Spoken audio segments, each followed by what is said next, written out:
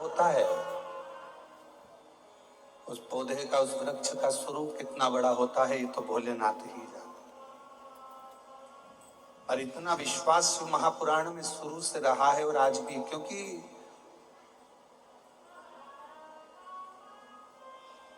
जिस व्यक्ति के पिताजी चने का ठेला लगाते हों, माँ थोड़ा सिलाई का काम करती हो और उस घर के बच्चों की स्थिति ठीक नहीं हो सकती,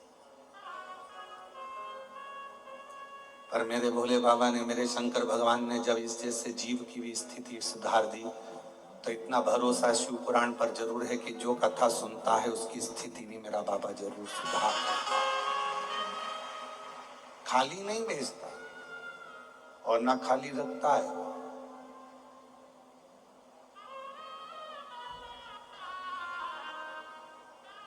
ना तो वो खाली रखेगा ना खाली भेजेगा। उसका नियम है कि लंका का राजा रावण भी अगर उनके दरवाजे पर मांगने के लिए आया तो उसको भी खाली नहीं रखा। तारकासुर ने भी अगर कुछ मांगा तो उसको भी खाली नहीं रखा। और हिरण्याक्ष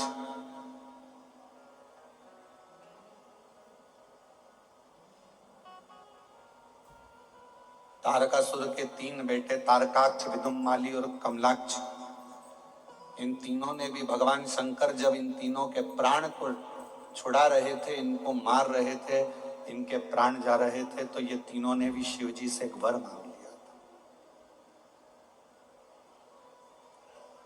जैसे गजासुर था, गजासुर के भी प्राण गए तो उसने भी वर मांग लिया था कि मेरी गज की चर्म आपके पास में रहे, मेरा शीश, हाथी का ये मुख आपके पुत्र के धड़ पर रहे। उसी तरह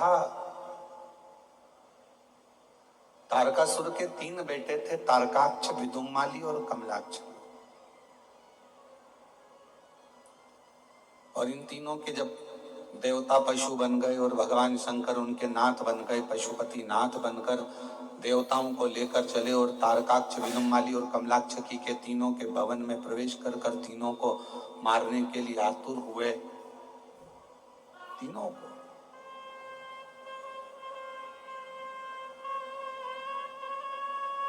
और जब तीनों को मारने के लिए उत्सुक होते हैं, आतुर होते हैं, तीनों को मारने के लिए जाते हैं,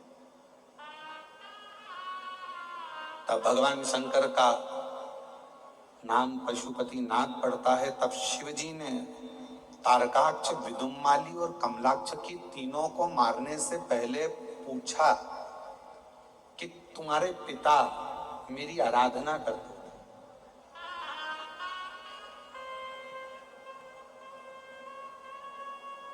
और मेरा नियम रहा है घर का यदि कोई एक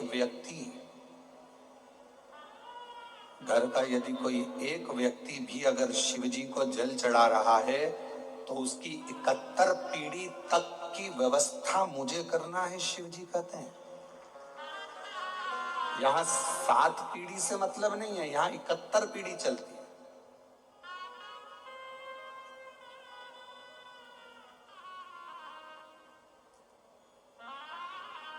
तो व्यवस्था तो मुझे करना है।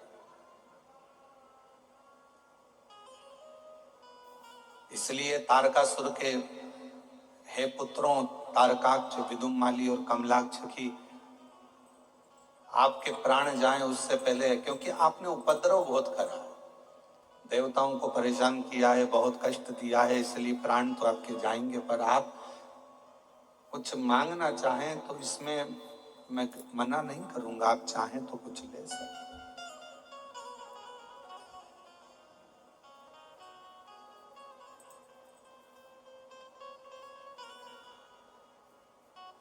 आपका मन हो जो आप मांग सकते हैं। तो कहा इतना वर दे दो,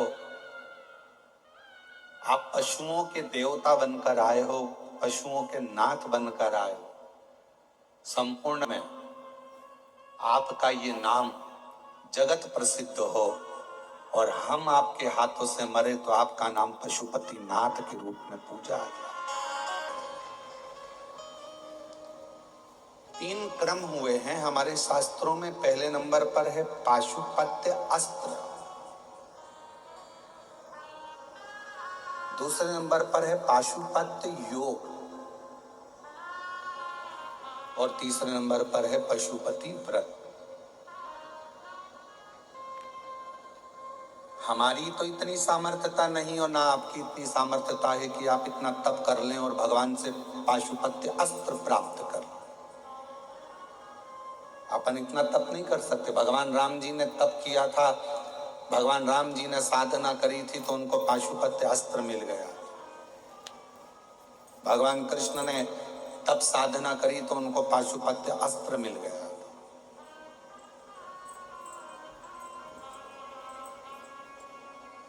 तो आपकी और हमारी इतनी सामर्थ्यता तो नहीं है कि आप और हम पशुपति अस्त्र को प्राप्त कर सकें, भगवान शिव जी से उनका अस्त्र प्राप्त कर सके। ये हमारी और आपकी सामर्थ्यता और संसार के आज के व्यक्ति की सामर्थ्यता नहीं कि वो पाशुपत्य अस्त्र को प्राप्त करे। और इतना हम में और आप में भी तब बल नहीं है कि हम पाशुपत्य योग कर सके।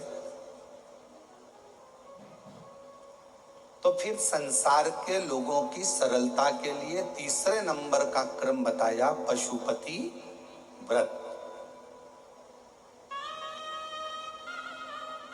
कलयुग का व्यक्ति क्या करेगा? ना तो उससे इतना तप होगा, ना उससे इतनी साधना होगी, ना उससे इतना आराधना होगी, तो फिर संसार के लोगों का उद्धार कैसे होगा? शंकर भगवान ने संपूर्ण विश्व के कल्याण के लिए दो चीजें शिव पुराण ने दी है। थोड़ा सावधानी से ध्यान दीजिएगा कथा की ओर। आज कथा का विराम दिवस है, बहुत ध्यान दें। शंकर भगवान माँ जगत जननी पार्वती जी के साथ जब भ्रमण पर निकलते हैं, घूमते घूमते जब देखते हैं तो कोई तन से दुखी है, कोई मन से दुखी है, कोई धन से दुखी है, कोई परिवार से दुखी है, कोई कष्ट है, कोई बीमारियों में ग्रसित है। कलिकाल में इतना भयंकर रोग घेरा जा रहा है, कोई कैंसर जैसा रोग है, कोई किडनी लीवर का रोग है, कोई थायराइड जैसा रोग है, किसी को शुगर हो गया, किसी को बीपी हो गया, कोई का वंश नहीं बढ़ रहा, कोई के यहाँ संतान नहीं हो रही, कोई के यहाँ नेत्रों की प्रॉब्लम हो गई, नए नए तरह के रोग उत्पन्न हो गए।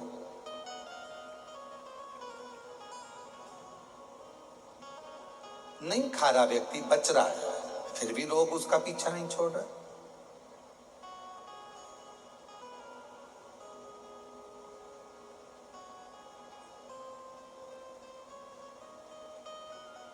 शिव जी ने देखा कलिकाल को, कितना विचित्र यह कलिकाल है और हर व्यक्ति यहाँ दुखी है। शंकर भगवान कैलाश पर जाकर बैठ गए और शिव जी 14 रात्रि तक शंकर भगवान मौन रहे। मां पार्वती जी से कोई शब्द नहीं कहा। 14 रात्रि।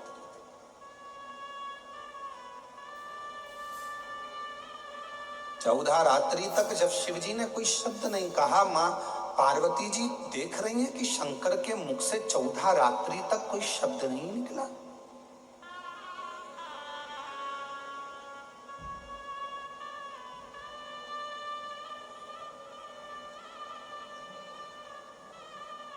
बोले नहीं शंकर, मौन। पार्वती जी के मन में थोड़ी विचलितता आई। पति अगर बात ना करे, पति अगर बोले ही ना, पति अगर बात ही ना करे तो पत्नी के मन में थोड़ा विचलितपन आता है कि ये बोल क्यों नहीं रहा, क्या हो गया।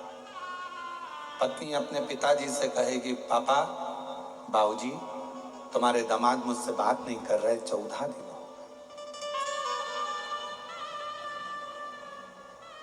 पार्वती जी विचलित थी। उन्होंने हिमालय राज्य को बोला कि पत्र लिखकर सूचना करी कि भगवान देवादिदेव महादेव मुझसे नाराज हो सकता है, 14 रात्रि से मेरे से बात नहीं करी है, मुझसे बोले नहीं है, मौन है, शांत है, उनके मुख से कोई आवाज नहीं निकल। हिमालय राज्य ने पत्र लिखकर सूचना दी अपनी बेटी को, अरे पार्वती, मुझे लगता है शिव जी वापिस समाधि में डूब गए हैं। तब पार्वती जी ने पत्र व्यवहार में लिखकर भेजा कि शिव जी समाधि में डूबते तो मुझसे कहकर जाते। पति का एक नियम है, ऑफिस जाता है तो आवाज लगा कर जाता है मैं जा रहा हूं। कोई काम से जा रहा है तो बोल कर जाता है कि मैं इस काम से जा रहा हूं। पति का एक नियम है और धर्मपत्नी का भी एक नियम है, वो पहले जाने से पहले सूचना देती है। और बिल्कुल हमारे यहाँ विवाह शादी में वचन जो बुलाए जाते हैं 7 और 5 वचन में से एक वचन ये भी है कि घर की धर्म पत्नी जब भी अपने घर से बाहर निकले तो या तो वो अपने घर के बुजुर्ग, दादा ससुर हो, दादी सास हो, पिताजी हो, ससुर जी हो, सास हो या पति हो, घर में किसी ना किसी को सूचना देकर जाए कि मैं कहाँ जा रहा हूं। ये नीति है।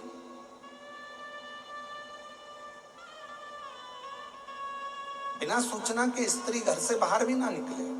थोड़ा सूचना दे यार, कुछ बहुत अर्जेंट काम है, निकल गए हो तो फोन पर बोल दो कि मैं इस काम से आई हूं, 15 मिनट में पहुंच रहा हूं। पार्वती मैया शिवजी से, हिमालय राज जी ने कहा मुझे लगता है कि शंकर भगवान समाधि में डूबे हैं, कोई साधना कर रहे हैं। पार्वती जी ने कहा नहीं, समाधि में डूबते हैं जब भी मुझे बोल देते हैं कि मैं इतने दिन की समाधि ले रहा हूं। मैं 87,000 वर्ष की समाधि ले रहा हूं, मैं 50,000 वर्ष की समाधि ले रहा हूं, मैं इतने वर्ष की समाधि ले रहा हूं। शिव बोलते हैं, पर आज तो शंकर 14 रात्रि से बोले नहीं।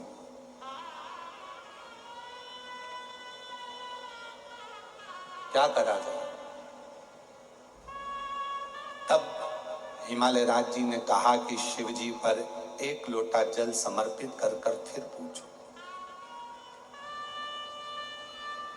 शिव जी की आराधना पार्वती जी ने करी, पर शंकर भगवान 14 रात्रि तक नहीं बोले। और आज पार्वती जी ने फिर शिव जी से प्रार्थना करी, एक बेलपत्र शंकर को समर्पित कर पूछा आप मौन क्यों हो? शंकर भगवान कहते हैं कि आज मेरा हृदय बहुत रो रहा है, आज मेरा हृदय बहुत रो रहा है। पूछा क्यों, किस लिए? एक धर्म पत्नी ऐसी होती है जो पति का उदास चेहरा देखकर भी उसको प्रसन्न करने का प्रयास करती है। घाटा लग गया ना, कोई बात नहीं, तकलीफ है ना, कोई बात नहीं, क्यों टेंशन लेते हो, सब होगा, अच्छा होगा। जब कुछ अच्छे दिन अगर चले जाते हैं और बुरे दिन आ जाते हैं तो बुरे दिन भी जाएंगे और अच्छे दिन भी आएंगे, टेंशन क्यों लेना। और एक धर्मपत्नी का सबसे बड़ा कर्तव्य यही है कि अपने पति को डिप्रेशन में ना रखे। वो अगर चिंता में डूबा हुआ है ना तो थोड़ा सा बल खुद दे। क्यों चिंता करते हो? सब अपन नहीं जोड़ा है ना, सब अपन नहीं बनाया है ना, लोन भी लिया तो अपन नहीं लिया है ना, तो चुकाएंगे भी अपन। फैक्ट्री अपन ने बनाई है, दुकान अपन ने बनाई है, मकान अपन ने बनाया है, तो फिर चिंता क्या करना है उसमें, चलाएंगे भी अपन। और चिंता मत करो, दुनिया कुछ भी कहे मैं तुम्हारे साथ में हूं, तुम्हें टेंशन लेने की जरूरत नहीं है। ये धर्म पत्नी अपने पति को बल, धर्म पत्नी अपने पति को ये बल प्रदान करे कि तुम क्यों चिंता करते हो, क्यों टेंशन लेते हो, क्यों चिंता में डूबे हो, क्या परेशान, मैं हूं तुम्हारे साथ। और कदम से कदम मिलाकर चलने के लिए मैं तुम्हारा साथ कभी नहीं छोड़ूंगा। आदि शक्ति भवानी की जय, दुर्गा महारानी की। हमारे यहाँ ये जो नारा लगता है आदि शक्ति भवानी की जय, दुर्गा महारानी की, शिव की आदि शक्ति पार्वती जी हैं और पार्वती जी की आदि शक्ति शिव है।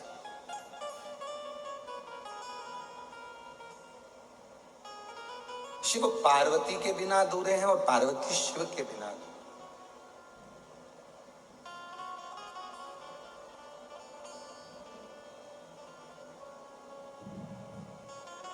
कितना सुंदर कहा है विष्णु पुराण में।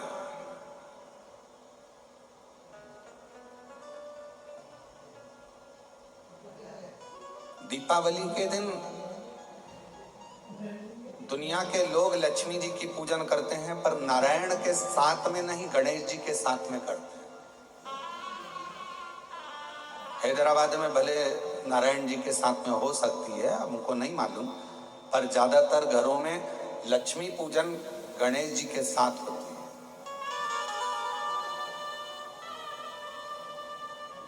दीपावली के दिन नारायण भगवान के साथ लक्ष्मी का पूजन नहीं हो रहा है।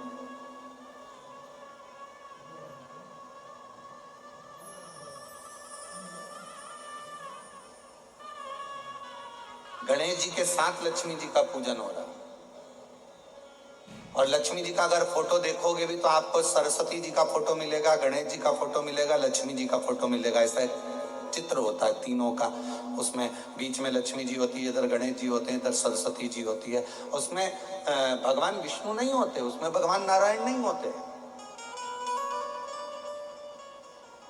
कभी आपने विचार करा कि आखिर इस फोटो में लक्ष्मी जी का पूजन हो रहा है तो भगवान विष्णु को होना चाहिए था, पर यहाँ तो गणेश जी विराजमान है, सरस्वती जी विराजमान है। आखिर ये गणेश जी और सरस्वती से लक्ष्मी का संबंध क्या है? संबंध तो भगवान नारायण से था। और संबंध अगर भगवान नारायण से, तो लक्ष्मी और ये गणेश जी और सरस्वती से क्या संबंध हो सकता है जो दीपावली पर इन दोनों के साथ में लक्ष्मी जी का पूजन हो रहा है? तो शिव महापुराण की कथा कहती है, विष्णु पुराण वर्णन करती है, एक बार माता लक्ष्मी जी जब भगवान नारायण के सामने संवाद कर रही थी, तब माता लक्ष्मी जी ने अपना स्वयं का गुणगान बहुत किया कि मैं लक्ष्मी, मैं लक्ष्मी, मैं लक्ष्मी। तब भगवान विष्णु के मुख से निकल गया, ऐ लक्ष्मी तो पूर्ण लक्ष्मी नहीं है, तो अपूर्ण लक्ष्मी।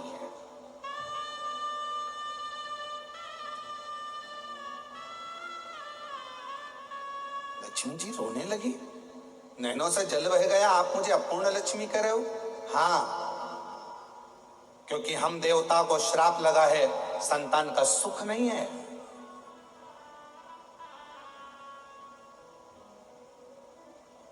अपूर्णता, तुम्हारे यहां संतान नहीं तो अपूर्ण कहलाओगे।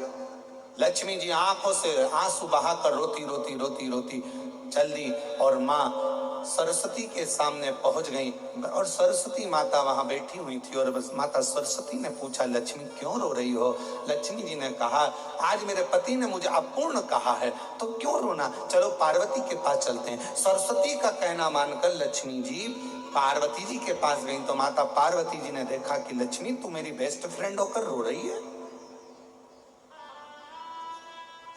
एक सच्चे मित्र की परिभाषा क्या है?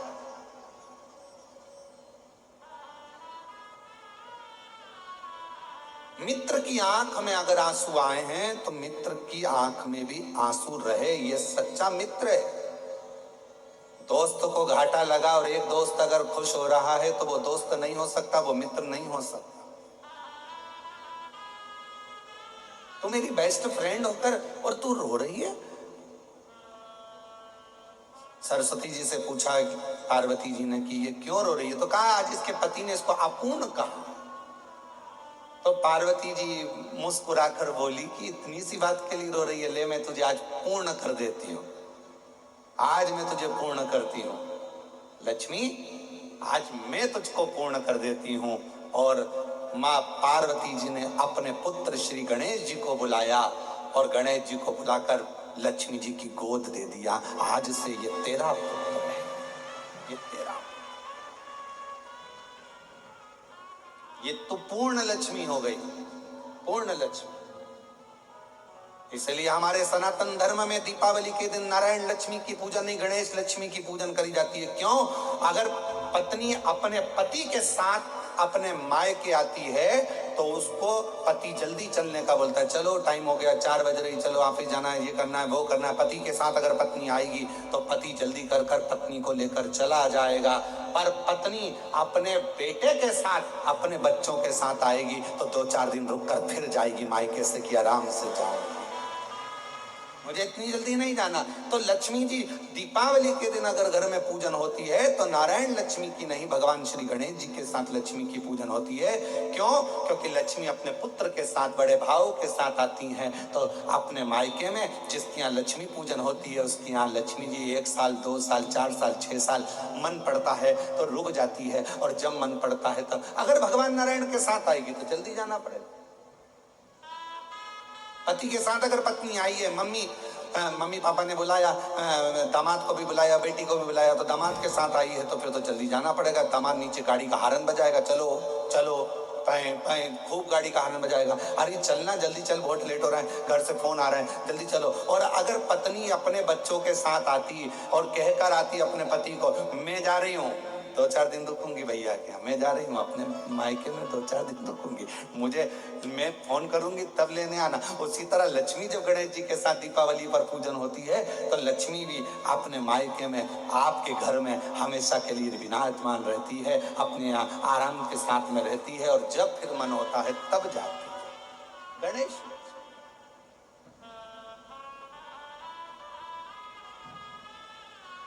तो कैसे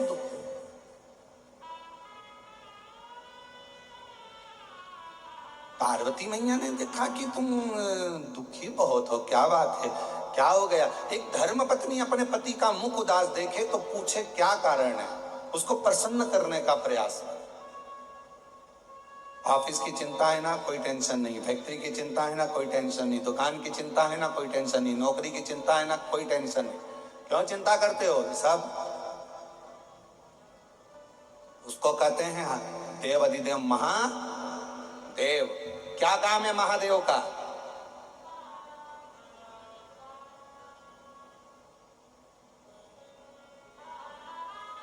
जब मछली का जन्म हो रहा था, जल में जब जीव जंतु को जन्म दे रहे थे, जल के जीव जंतु को, मगर को, मछली को, जल के कीड़े को, जल में रहने वाले जीवों को जब जन्म दिया जा रहा था, तब जल देव से पूछा गया था कि तुम्हारे अंदर ये मछली रहेगी, तुम्हारे अंदर ये जीव जंतु रहेंगे, ये पानी के जीव जंतु तुम्हारे जल में रहेंगे, क्या तुम इनको रखने को तैयार हो?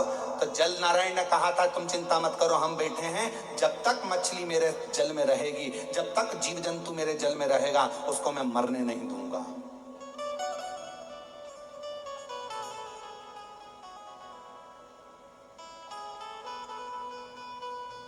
हवा से पूछा, वायु से पूछा, तुम्हारे इसमें भी बहुत सारे जीव रहेंगे, तुम उनको रख लोगे? हाँ, वो मेरे साथ में रहेंगे जब तक मैं रख लूं। अब आई बारी पृथ्वी की। पृथ्वी पर मनुष्य जन्म लेगा, पृथ्वी पर संसार के लोग जन्म लेंगे, जीव जंतु जन्म लेंगे, पशु पक्षी जन्म लेंगे, इनको कौन देखेगा? तो इनके लिए पूछा गया, भगवान नारायण से कहा गया, आप तो वैकुंठ में रहते हो, ब्रह्मा जी आप ब्रह्मलोक में रहते हो, पृथ्वी पर इनको देखेगा कौन? कौन संभालेगा इनको?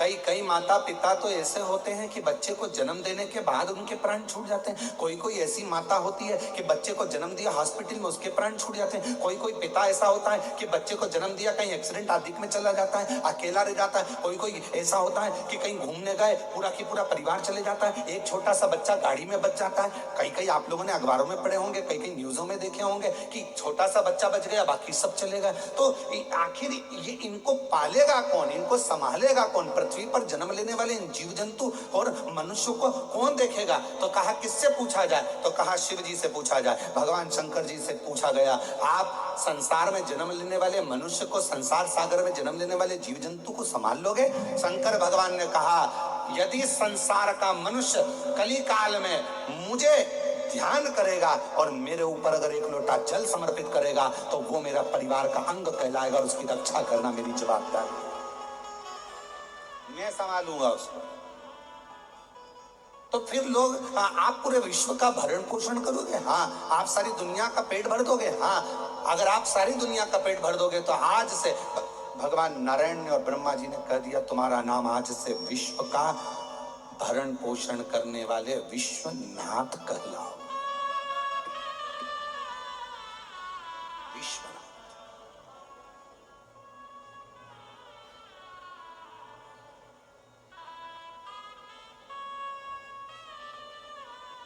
और शिव जी को लोग विश्वनाथ कहने लगे क्योंकि वो भरण पोषण करने लगे।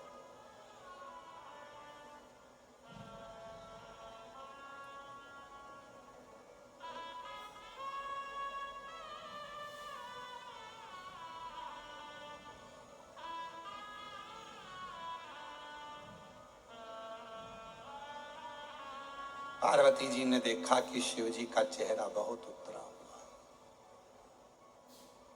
मन नहीं करता मैं आपसे पूछती हूं कि आपका दुख है क्या? क्या दुख है? आप अपने दुख को कहो तो। घर का जो बुजुर्ग होता है, घर का जो बूढ़ा व्यक्ति होता है, घर का जो बड़ा व्यक्ति होता है, वो अपने दुख से कभी दुखी नहीं होता।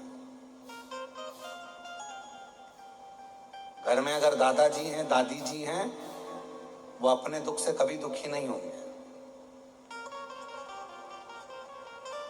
मेरे बेटे के यहाँ ये नहीं है, मेरी बेटी को ऐसा हो गया, मेरे पोते को ऐसा हो गया, मेरी पोती को ऐसा हो गया, मेरी नाती को ऐसा हो गया। घर के जो बुजुर्ग होते हैं, घर का जो बूढ़ा व्यक्ति होता है, बुजुर्ग व्यक्ति होता है, वो अपने दुख से, उसका पांव दुखेगा तो चल जाएगा, अरे मेरा पांव। पर अगर बच्चों को कुछ हो गया ना, पोता पोती को कुछ हो गया, बेटा बहू को कुछ हो गया, तो उसको चैन नहीं मिलता, उसको बेचैनी देती।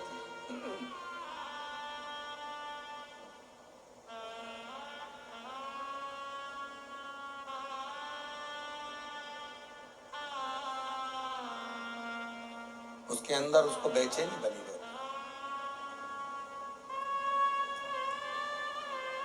हम ब्रजगोपाल जी के यहाँ पर जहाँ रुकना हुआ, वहां पर हमसे जो लोग मिलने आए तो उसमें कई दादियां आई थी, और दादियों ने आकर कहा ये मेरा पोता है, इसके साथ में ये प्रॉब्लम है, ये मेरी पोती है, इसके साथ में ये प्रॉब्लम है। और दादी बेचारी खुद पाँव से ऐसी झुक नहीं पा रही है, बड़ी तकलीफ में दिख रही थी, पर उसने अपने लिए नहीं पूछा, उसने पूछा तो अपने पोता पोती के लिए पूछा, उसने अपने छोटे छोटे बच्चों के लिए पूछा।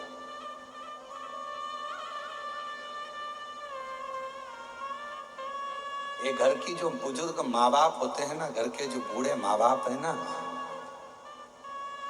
ये बिल्कुल एक केले के छिलके की तरह होते हैं कि अंदर से केले को अच्छा रखते हैं, भले ऊपर से खुद काले पड़ जाते हैं। अंदर से केले को अच्छा रखा और ऊपर से छिलका पूरा काला हो गया। जो घर के बुजुर्ग है ना, वो अपने घर को, अपने बच्चों को, अपने पोता पोती को, अपने बेटा बहू को, अपने बेटी दामाद को, अपने परिवार को अच्छा रखना चाहिए, ये श्रेष्ठ है। तो शिवजी, शंकर भगवान केवल देव नहीं है, जितने भी देवता हैं 33 कोटि देवताओं में शंकर जी की गिनती नहीं है। 33 कोटि देवताओं में शिव जी का नाम नहीं। शिव जी तो देवों के भी देव, महादेव है। वो देव नहीं, वो महादेव है।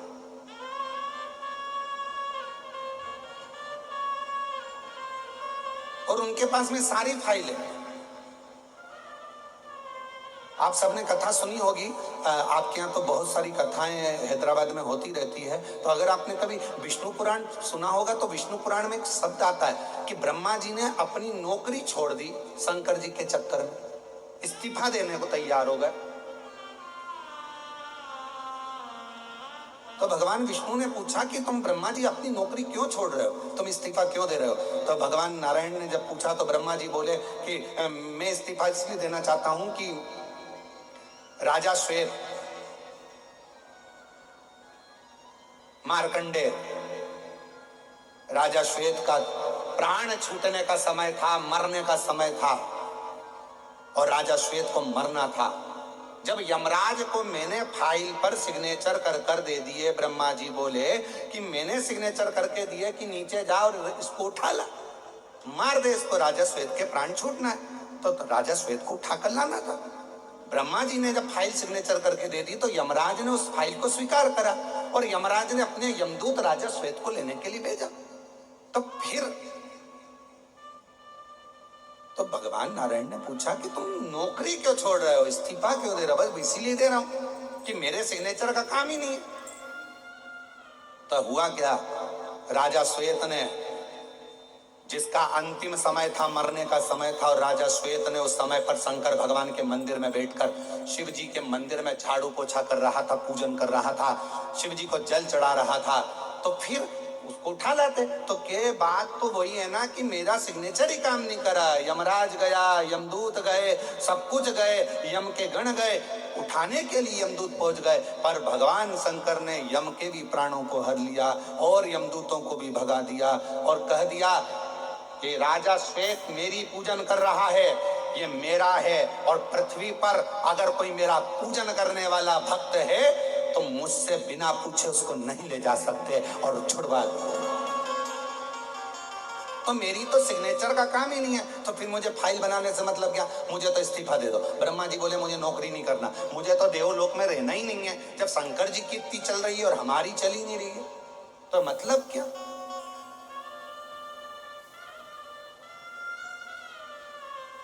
इसीलिए कहा जाता है सारे देवता हैं, सब देव हैं और मेरा शिव, जम के बोलो, महादेव है। किसी के भी सिग्नेचर, तुम्हारी किस्मत में किसी ने कह दिया कि तुम्हारे भाग्य में दुख लिखा है, किसी ने कह दिया तुम्हारी किस्मत में तकलीफ लिखी है, किसी ने कह दिया तुम्हारी किस्मत में घाटा लिखा है, किसी ने कह दिया तुम्हारी भाग्य में ये लिखा है। दुनिया देवता ने अगर तुम्हारा भाग्य लिखा है, ब्रह्मा जी ने भी अगर तुम्हारी लेखनी लिखी है, देवताओं ने अगर तुम्हारा भाग्य लिखा है, लिख दें दो, उस भाग्य को पलटने की जवाबदारी केवल एक के पास है और वो देवाधिदेव महादेव के पास है। वो महादेव के पास। एक पत्र में एक बहन ने लिखा,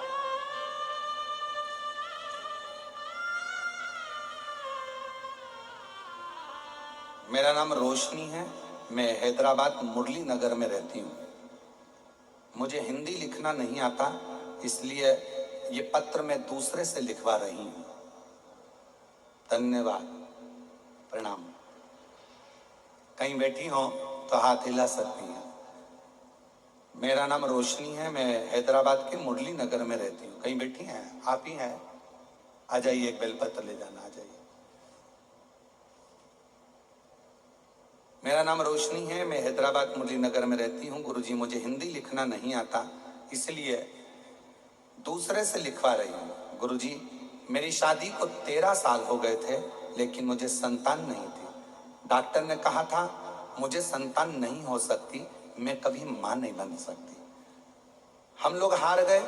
फिर मैंने आपकी कथा सुनना प्रारंभ करी और मैंने पार्थिव शिवलिंग की पूजन की और मंदिर में जाकर साफ सफाई की, सेवा की।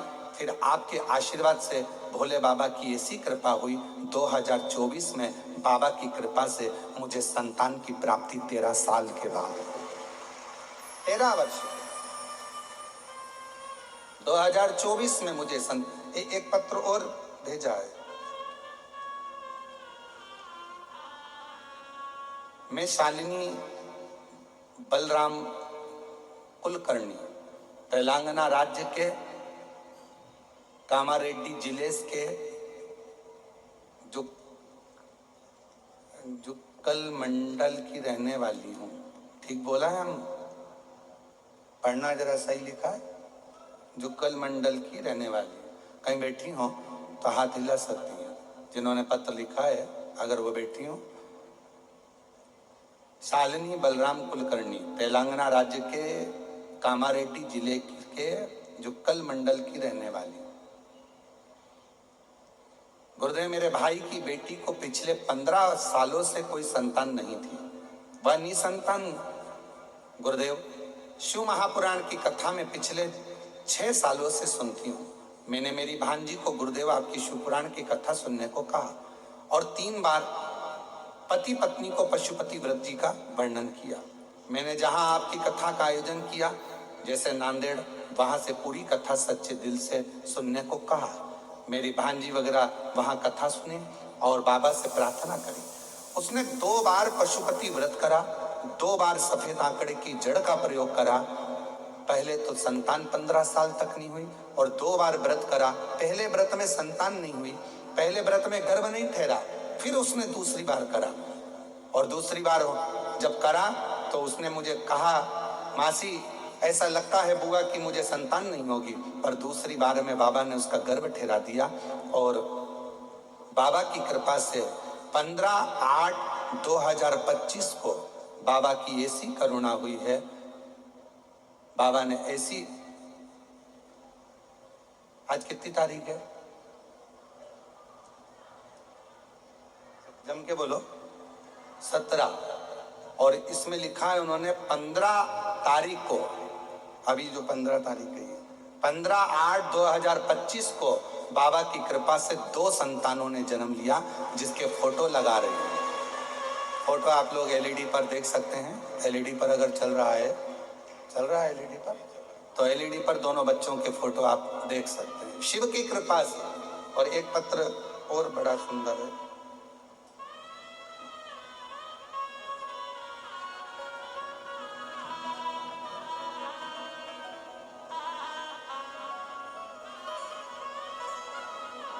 ये तो शायद कल आ चुके थे। मैं मंजू पवन कुमार जोपट, ददीच, बेगम बाजार से, निवासी हैदराबाद के, 25 साल से संतान नहीं थी और 25 वर्ष से संतान का सुख नहीं था। बाबा शिव महापुराण पर भरोसा कर कर शिव जी का सफेद आंकड़े की जड़ का प्रयोग कर कर पशुपतिनाथ का व्रत किया, और बाबा की कृपा से 25 साल के बाद 2023 को बाबा की कृपा से संतान की प्राप्ति, 25 साल के बाद, शिव कृपा। आ जाओ।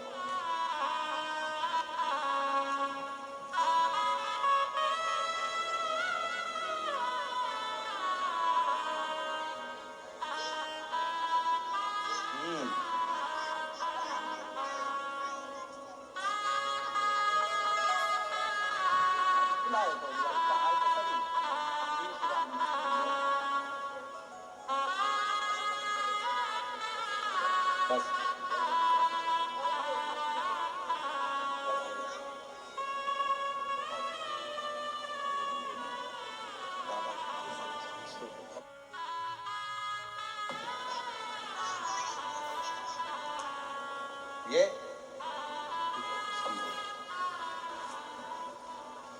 और महादेव नमन चरणों में, महादेव नमन चरणों में, स्वीकार कीजिए सबका किया है मेरा भी उद्धार कीजिए, उद्धार कीजिए।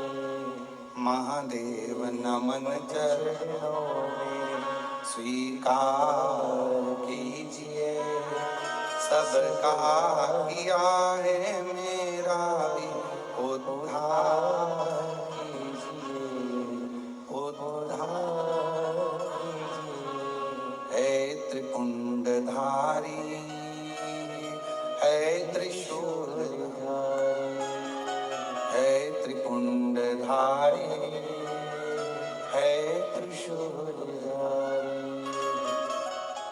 चरणों में तेरे बाबा जी पावन है चारों धाम, चरणों में तेरे बाबा जी पावन है चारों धाम।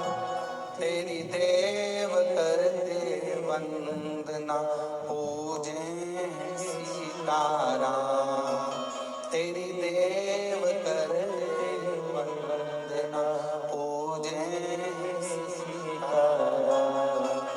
हो जाए पूरी कामना, हो जाए पूरी कामना, उपकार कीजिए सबका किया है मेरा भी उद्धार कीजिए, उद्धार कीजिए। महादेव नमन चरणों में, स्वीकार कीजिए सबका किया है मेरा भी उद्धार कीजिए, उद्धार कीजिए। शिव शिव शंकर शंकर, ओगड़दानी ओगड़दानी। एक विश्वास, एक भरोसा, एक दृढ़ता शिव के करीब ले जाती है, शंकर भगवान के नजदीक ले जाती है।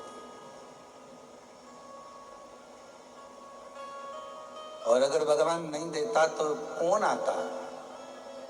कौन आता? विचार करिएगा जरा, चींटी कभी नमक के डब्बे के पास नहीं जाती। हैदराबाद में जाती हो तो बात दूसरी है, पर चींटी कभी नमक के डब्बे के पास नहीं जाती। चींटी हमेशा शक्कर का डब्बा ढूंढती है, और जहां शक्कर का डब्बा रखा रहता है चींटी को एड्रेस कोई नहीं बताता, पर एड्रेस ढूंढते ढूंढते चींटी उस शक्कर के डब्बे के पास, गुड़ के डब्बे के पास, मिठाई के डब्बे के पास पहुंच जाती है। उसी तरह शंकर के जितने भक्त हैं, इनको कई लोग कह रहे थे एड्रेस इनको कैसे मालूम होगा, हैदराबाद में कहाँ शमशाबाद है, कहाँ कथा हो रही है, कहाँ कथा चल रही है। पर जो जैसे चींटी शक्कर का डब्बा ढूंढ लेती है, शंकर के भक्त शंकर की कथा ढूंढ लेते हैं, शिव की कथा, और ढूंढते ढूंढते पहुंच जाते।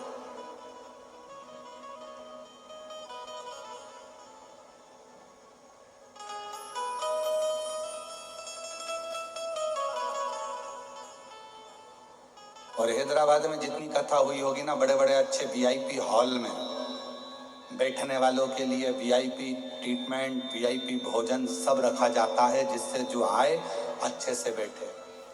पर हैदराबाद के इतिहास की यह पहली कथा है जिसमें लोग रोडों पर अपना दरी बिछाकर केवल कथा को सुनने के लिए बैठे, कथा सुनने, कोई वीआईपी ट्रीटमेंट नहीं, कुछ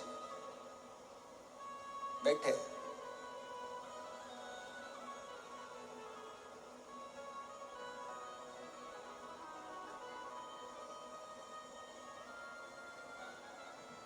और हमारे ब्रज गोपाल भैया के लिए भी मैं कहूंगा,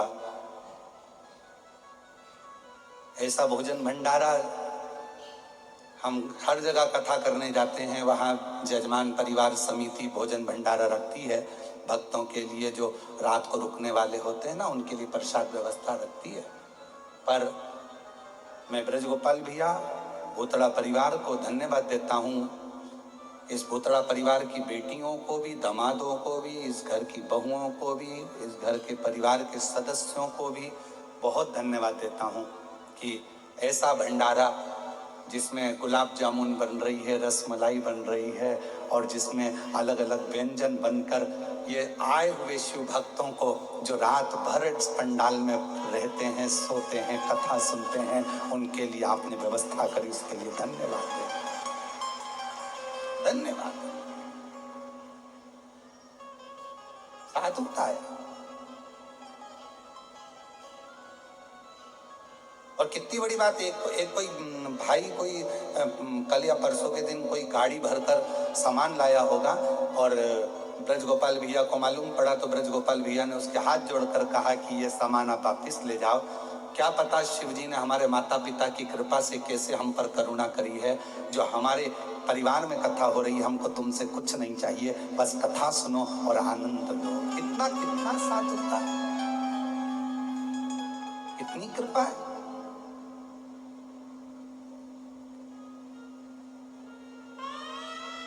ये शिव, इसको शंकर की उदारता कहते हैं, शंकर की करुणा कहते हैं।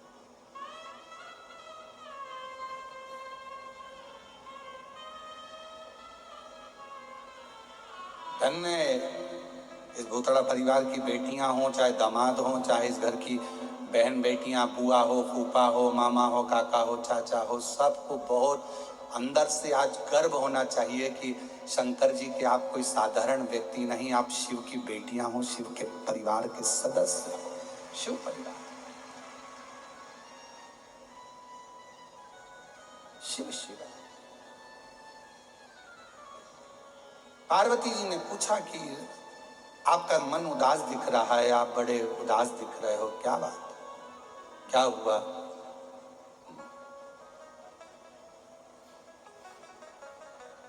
कोई बात हो तो बताइए।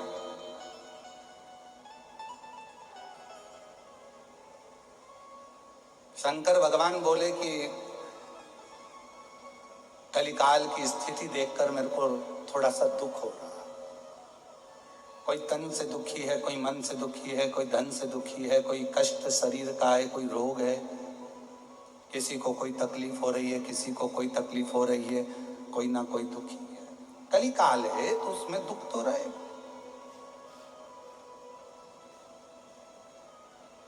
पार्वती जी ने कहा तो फिर क्या करना है?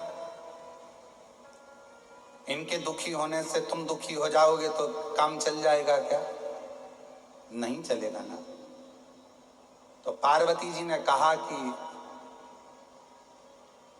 आपको दुनिया के लोग करुणा का सागर कहते हैं। कर्पूर गौरम करुणावतारम संसार सदा वसन्तं हृदयारविन्दे भवं भवानी शयितं। आपको दुनिया के लोग करुणा का सागर कहते हैं। तो एक काम करो ना, दुनिया के दुख मिटाने के लिए कुछ ऐसा प्रस्तुत कर दो कि संसार के लोगों के पास में अगर आप नहीं पहुंच पाओ तो आपकी करुणा तो पहुंच जाए। शिव जी ने कहा पार्वती तुम बिल्कुल सत्य कहती हो, और आज दुनिया के दुख मिटाने के लिए आज शिव करुणा का एक स्वरूप प्रकट करता है। शंकर भगवान ने अपने नेत्र बंद किए और भगवान शंकर ने नेत्र बंद कर कर अपनी नेत्र बिंदु को नीचे गिराया। 14 रात्रि तक जो शंकर भगवान मौन रहे थे, 14 रात्रि के नेत्र अश्रु को भूमि पर गिरा दिया। गिराते से ही वहां एक पौधे ने जन्म ले लिया। उस पौधे से एक मुखी से लेकर 14 मुखी तक रुद्राक्ष जन्म ले लिए। 14 एक मुखी से लेकर 14 मुखी तक रुद्राक्ष प्रकट हो गए। शिव जी ने कहा सुनो पार्वती, कली काल में संसार सागर में दुनिया के लोगों पर कितना भी दुख होगा, और अगर उसके नजदीक में, उसके गले में, उसके करीब में अगर एक रुद्राक्ष होगा तो उसका दुख मिटाने की जवाबदारी मेरी होगी। उसका दुख मैं मिटाऊंगा।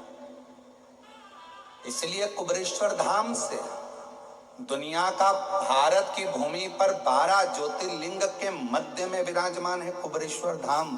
भारत की भूमि का एक ऐसा धाम है कुबेरेश्वर धाम जहां से प्रसाद के रूप में कुछ मिले के ना मिले पर प्रसाद के रूप में एक रुद्राक्ष जरूर मिलता है, और वो रुद्राक्ष आपकी जिंदगी को संवार देता है। एक रुद्राक्ष जिसको लोग तांबे के कलश में गलाते हैं, शिव जी को जल चढ़ाते हैं और उस जल को पीते हैं। चाहे बड़े से बड़ा कितना भी रोग है, कितनी भी तकलीफ है, कितना भी कष्ट है, दुनिया के लोगों को विश्वास है सीहोर के रुद्राक्ष पर भरोसा।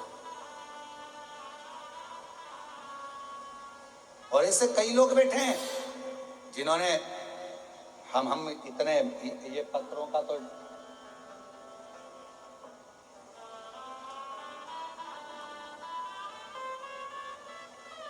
इतने पत्र जो है ना, इन पत्रों को हम नहीं पढ़ पाए, पर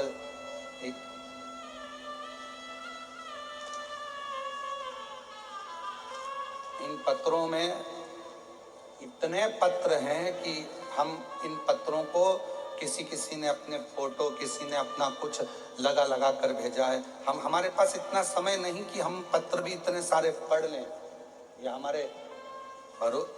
हमारे पास में इतना, क्योंकि कथा भी कहना है और इतना पत्र लोगों ने भेजा है कि उस जिनके कार्य हुए हैं और बाबा ने जिनको दिया है, इसमें कैंसर हो, थायराइड हो, बीपी हो, शुगर हो, ये पत्रों का भंडार। और पत्र बाहर पीछे भी रखे होंगे, देव जरा। इतना पत्र लोग भेजा है, ये पत्रों में क्या है?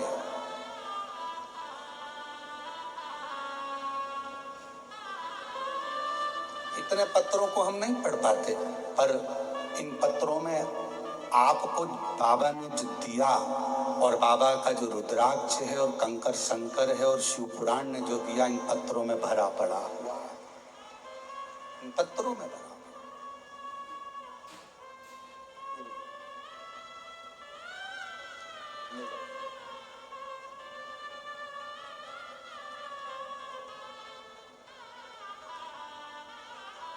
इन पत्रों में भरा पड़ा हुआ है आपका विश्वास। और अभी फिर कहते हैं इस व्यासपीठ के माध्यम से, आपने 5 दिन की शिव पुराण की कथा सुनी, किसी ने 1 दिन सुनी, किसी ने 2 दिन सुनी, किसी ने 3 दिन, किसी ने 4 दिन, किसी ने 5 दिन, जितने दिन भी श्रवण करी है, ये विश्वास के साथ कहते हैं कि अगली कथा कहीं पर भी होगी तो आपका भी पत्र उस व्यासपीठ पर जरूर होगा, आपका भी पत्र उस व्यासपीठ पर होगा। उसका इंतजार बाबा देवाधिदेव महादेव की इस कथा में हमको भी रहेगा।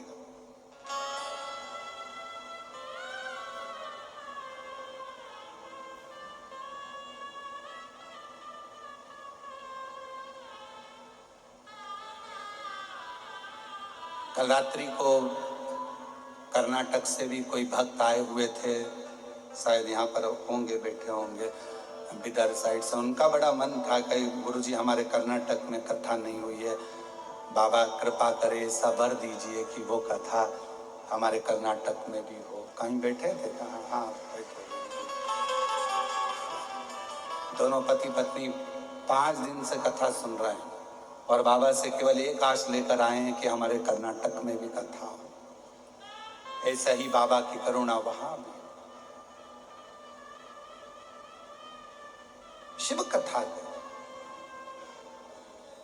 विश्वास की कथा है। दुनिया की दृष्टि में ये शिव महापुराण की कथा है, पर यदि हमसे कोई पूछे कि सीवर वाले महाराज तुम बताओ क्या ये शिव पुराण की कथा है? कई लोग कहते हैं ये शिव पुराण की कथा महाराज तो बाँचता ही नहीं है, महाराज को शिव पुराण बाँचना आती ही नहीं है। और बिल्कुल सत्य कहते हैं लोग कि सीवर वाले महाराज को शिव पुराण बाँचना आती ही नहीं है। और हम भी कह रहे हैं हमें नहीं आती शिव पुराण बाँचना, क्योंकि हम पुराण बाँचते ही नहीं है। हम तो शंकर भगवान की करुणा जो हुई है उसको बाँचने के लिए बैठते हैं, शिव की लीलाओं को बाँचते हैं।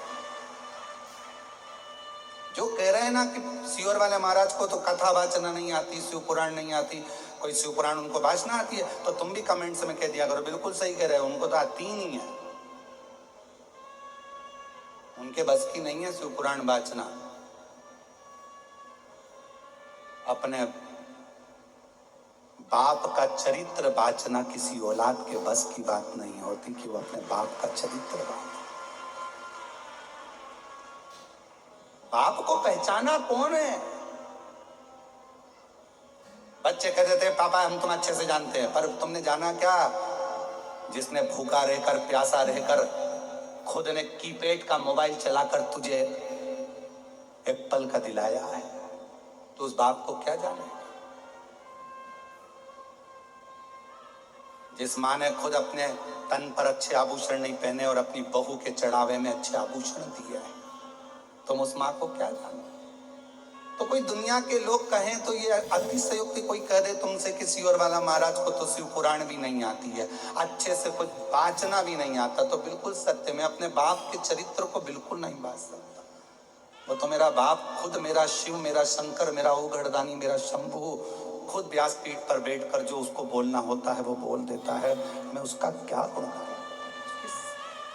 वो सबके लिए। और इस व्यासपीठ से फिर कहूं, यहाँ कथा नहीं, ये कथा नहीं, जमीन पर चूने से एच लिखा होता है, हेलीपैड देखकर हेलीकॉप्टर उतर जाता है, स्टेशन देखकर ट्रेन रुक जाती है, बस स्टैंड देखकर बस रुक जाती है। उसी तरह जैसे हेलीपैड देखकर हेलीकॉप्टर उतरता है, शिव भगवान की कथा जहां होती है वहां स्वयं शंकर 7 दिन 5 दिन उतरता है। और वो आकर देखता है किसको क्या चाहिए, क्यों आए हैं, इतनी आस लेकर, विश्वास लेकर, आंखों से आंसू बह रहे हैं। कोई खड़े होकर कथा सुन रहा है, कोई जमीन पर सो रहा है, पानी पड़ा है, कीचड़ हो रहा है, जगह नहीं मिल रही तो भी रात का विश्राम कर कर मेरे लिए इतना बेचैन होकर कथा का इंतजार कर रहा है। क्या चाहिए? शिव देखता है, शिव देखता है, इसको क्या चाहिए? तब मेरा बाबा भोलेनाथ आपको पंडाल में पड़ा हुआ देखकर कहता है कि अब चिंता मत करना, तुम मेरे दरवाजे तक आ गए, अब मैं तेरा दुख मिटाने तेरे दरवाजे तक पहुंच जाऊंगा, तकलीफ नहीं देख सकता। और कृपा की ना हो जो आदत तो सोनी रे अदालत उसके ऊपर है। सबका किया है मेरा भी उद्धार कीजिए, उद्धार कीजिए। है त्रिपुंडधारी, है त्रिशूलधारी, महादेव नमन चरणों में स्वीकार कीजिए। सबका किया है मेरा उद्धार कीजिए, उद्धार कीजिए। बाबा बस तुझसे यही आस है। शिव ने रुद्राक्ष प्रकट कर दिया। 12 ज्योतिर्लिंग का मध्य बिंदु है कुबेरेश्वर धाम।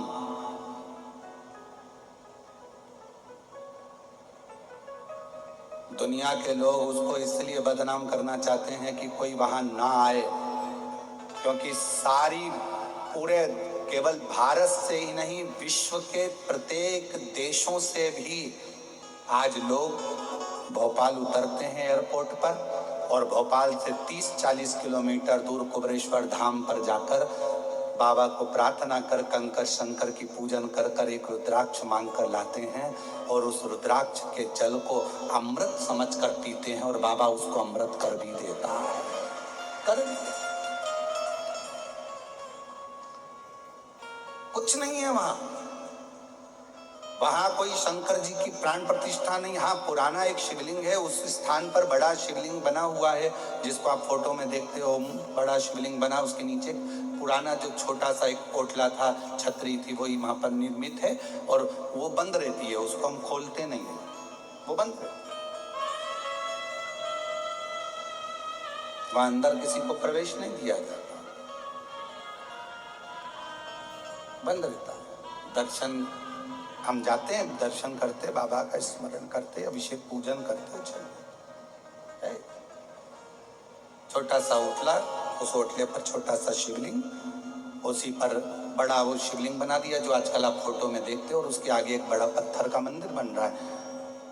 अभी कोई वहां पर मूर्ति नहीं है, पर वहां मूर्ति नहीं, वहां का कंकर मूल है, वहां पूजन कंकर की होती है।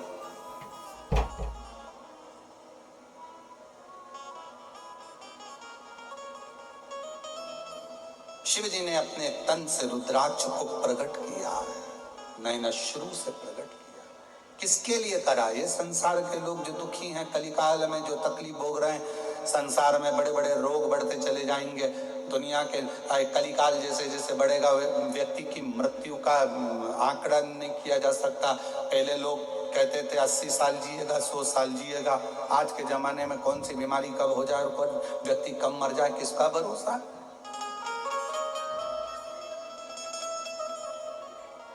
किसका भरोसा?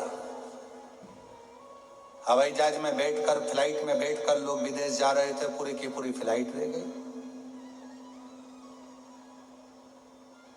उत्तराखंड में पूरा की पूरा गांव बह गया। किसकी मृत्यु का कब ठिकाना, किसको मालूम? कौन को मालूम?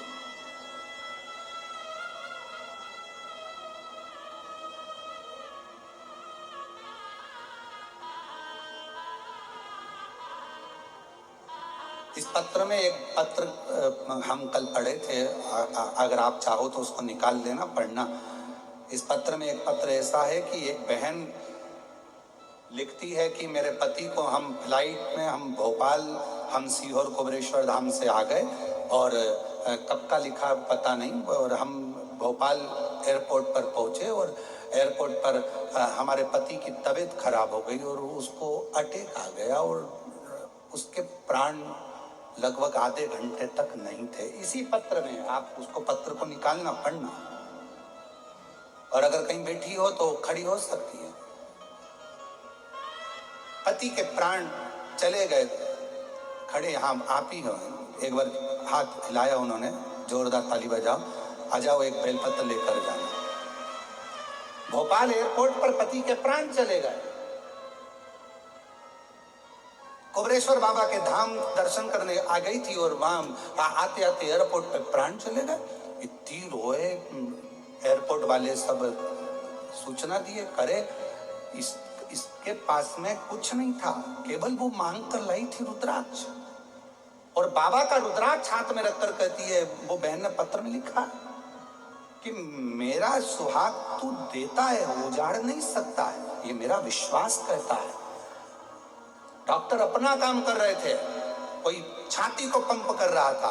20 मिनट हो गए, पति के प्राण नहीं शरीर में, पूरा एयरपोर्ट हिला हुआ था। इसने वही रुद्राक्ष अपने पति की छाती पर रख दिया और पति की छाती पर रखकर श्री शिवाय नमस्तुभ्यम कहकर सिर से उसको दबाने लगी और 20 मिनट के बाद पति के प्राण वापिस आ गए। पति के प्राण वापिस पत्र में लिख रही है। एक पत्र इसी में है जो बाबा के धाम कुबरेश्वर धाम की भक्ति में धारण कर कर उज्जैनी से आ रही थी। भगवान शिव की भक्ति करते करते सब दूर भ्रमण करते, ओमकारेश्वर घूमती, उज्जैनी घूमती, दर्शन करती आ रही थी और मुल्ताई के पास में गाड़ी का एक्सीडेंट हुआ।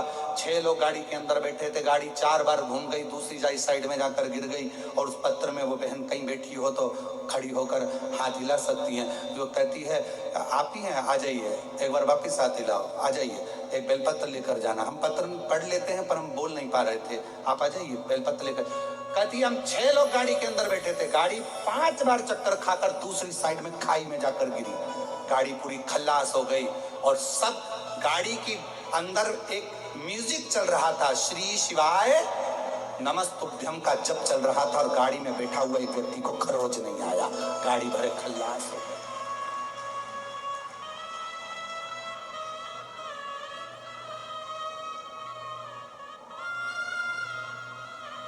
और महादेव नमन चरणों में स्वीकार कीजिए, सबका किया है मेरा उद्धार कीजिए, उद्धार कीजिए। हे त्रिपुंडधारी, हे त्रिशूलधारी, हे त्रिपुंडधारी, हे त्रिशूलधारी। हो जाए पूरी कामना उपकार कीजिए, हो जाए पूरी कामना उपकार कीजिए। सबका किया है मेरा उद्धार कीजिए। हे त्रिपुंडधारी, हे त्रिशूलधारी, हे त्रिपुंडधारी, हे त्रिशूलधारी। 20 मिनट तक, आधे घंटे तक पति के प्राण नहीं थे और वो रुद्राक्ष पर विश्वास, भरोसा, दृढ़ता पति के प्राणों को वापस लेकर आया। ये शिव तत्व कहता है। शरणों में तेरे बाबा जी, पावन है चारों धाम। शरणों में तेरे बाबा जी, पावन है चारों धाम। तेरे देव करते हैं वंदना, पूजे सीता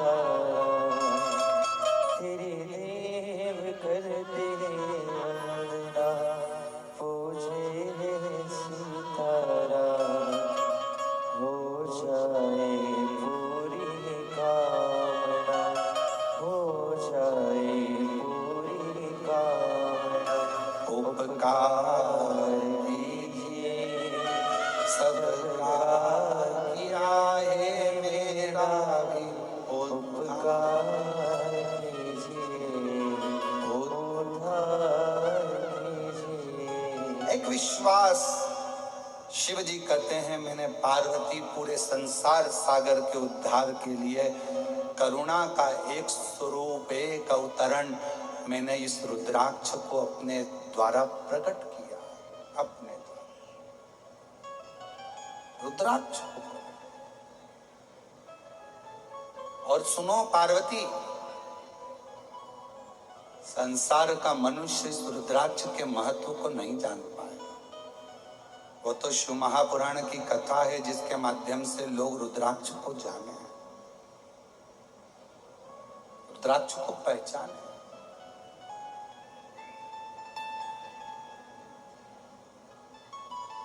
कई लोग कहते हैं सीहोर कुबरेश्वर धाम का रुद्राक्ष में ऐसा क्या है। हम कहते हैं जब लेकर जाओगे कुबरेश्वर धाम से मांग कर, जब हाथ फैलाकर लेकर जाओगे, विनय कर कर लेकर जाओगे, तो वो रुद्राक्ष केवल रुद्राक्ष नहीं, मेरा शंकर तुम्हारा दुख मिटाने स्वयं जाएगा। स्वयं स्वयं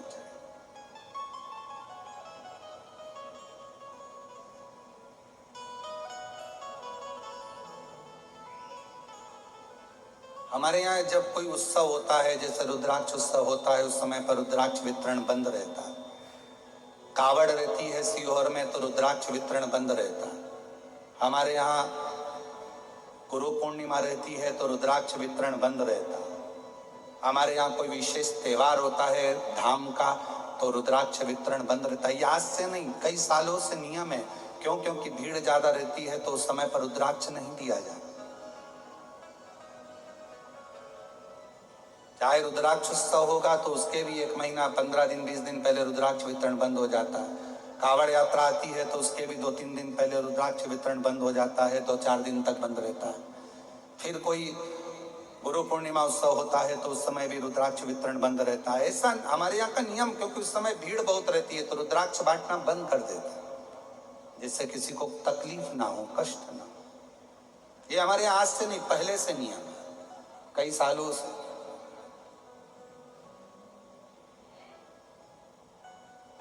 और लोग बदनाम किस चीज को करते हैं कि रुद्राक्ष बट रहा था, ऐसा हो गया, वैसा हो गया, भगदड़ हो गई। और उसको लोग ध्यान तो देते नहीं है कि जब उत्सव होते हैं तो रुद्राक्ष वितरण बंद रहता है।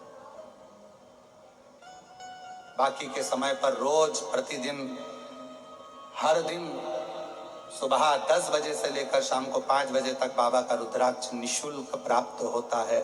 हमारे यहाँ का रुद्राक्ष कुबरेश्वर धाम का बेचा भी नहीं जाता, कहीं पर भेजा भी नहीं जाता, खुद लेना पड़ता है, खुद लेना। शिव शिव है, शंकर शंकर है, ओघड़ी ओघड़ी। और महादेव नमन चरणों में, महादेव नमन चरणों में, स्वीकार कीजिए सबका किया है मेरा भी उद्धार कीजिए, उद्धार कीजिए। हे त्रिपुंड 6 लोग बैठे थे गाड़ी के अंदर, 5 पलटी खाकर खाई में जाकर गिरी, पर गाड़ी पूरी डैमेज हुई। अंदर चल रहा था गाड़ी के अंदर श्री शिवाय नमस्तुभ्यम, 6 की 6 को खरोच भी नहीं है। शिव शिव है, उसका विश्वास तो मूल है, उसका भरोसा नहीं। कलयुग के लोगों के लिए मेरे शंकर भगवान ने 2 चीजें दी है। एक दिया है रुद्राक्ष, शिव जी ने प्रदान किया। एक दिया रुद्राक्ष। एक रुद्राक्ष तुम्हारे गले में होना चाहिए। महिलाएं कहती हैं कि रजोधर्म आ जाएगा, महिलाएं कहती हैं ऐसा हो जाएगा, कहीं कोई हम आ गए तो वो अशुद्ध हो जाएगा, ऐसा ना ना ना। रुद्राक्ष आपके गले में हमेशा पड़ा रहता, कुछ नहीं, औषधि है। औषधि। और सीहोर का रुद्राक्ष तो कभी मिल जाए और उसको अपने लाल धागे में डालकर पहन लिया तो भगवान की कृपा तो है ही।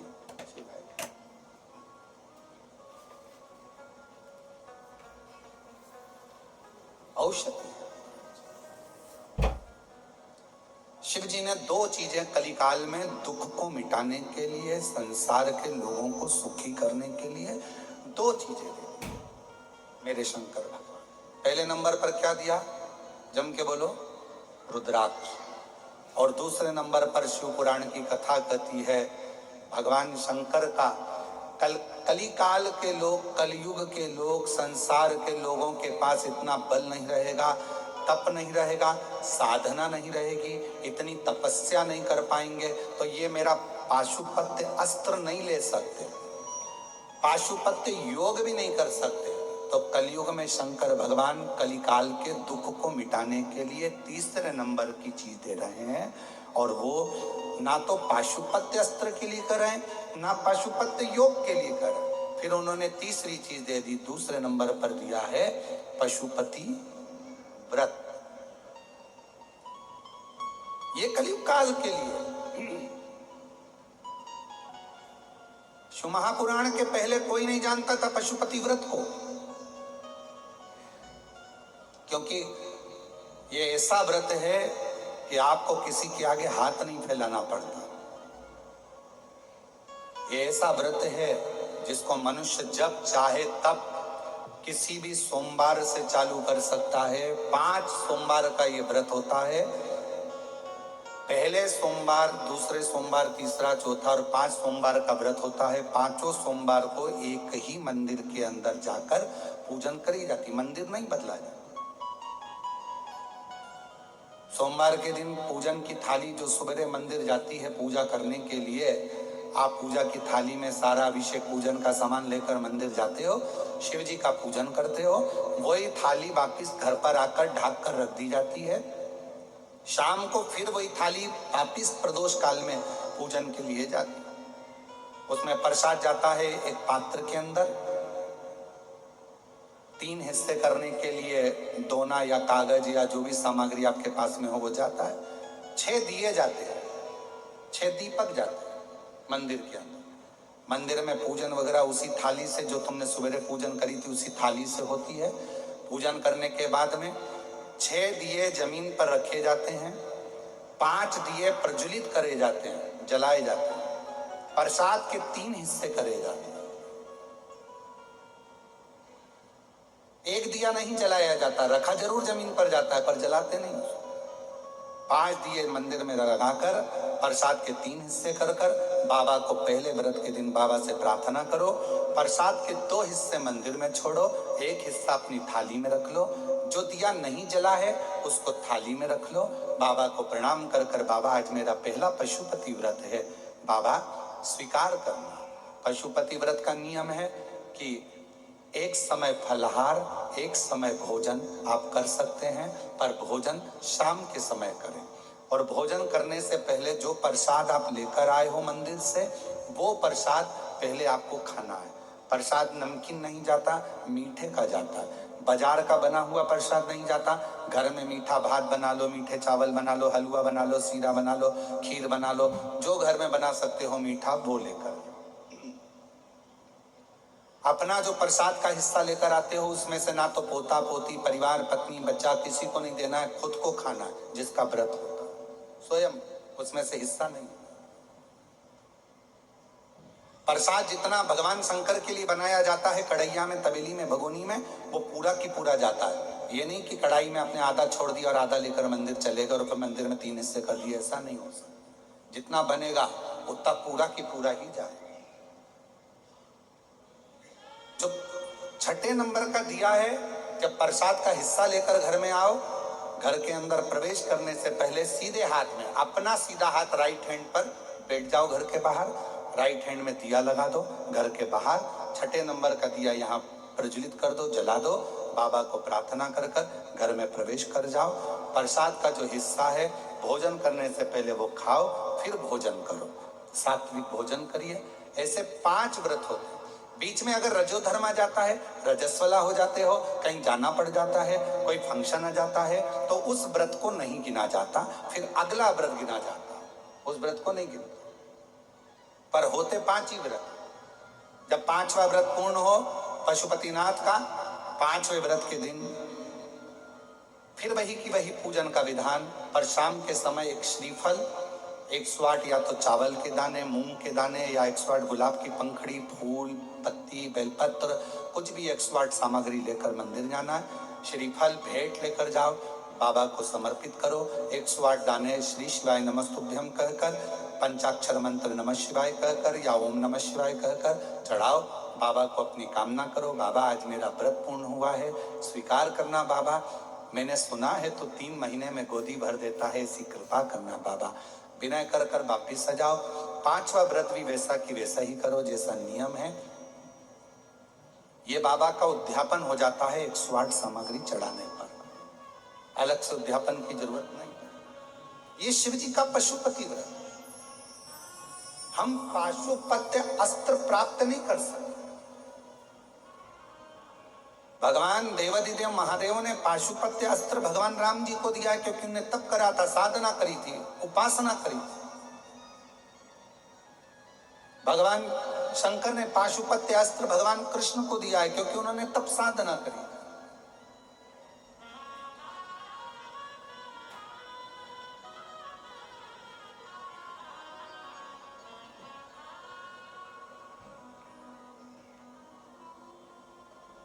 आप उससे निवेदन विनय कर, और तेरे डमरू की धुन सुन के मैं काशी नगरी आई हूँ। तेरे डमरू की धुन सुन के मैं काशी नगरी आई हूँ।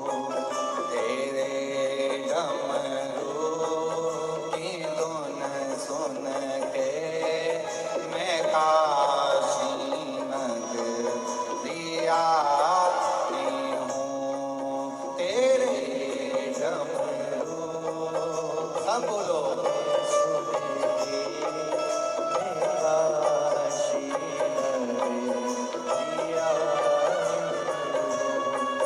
मैं काशी नगरी आई हूँ।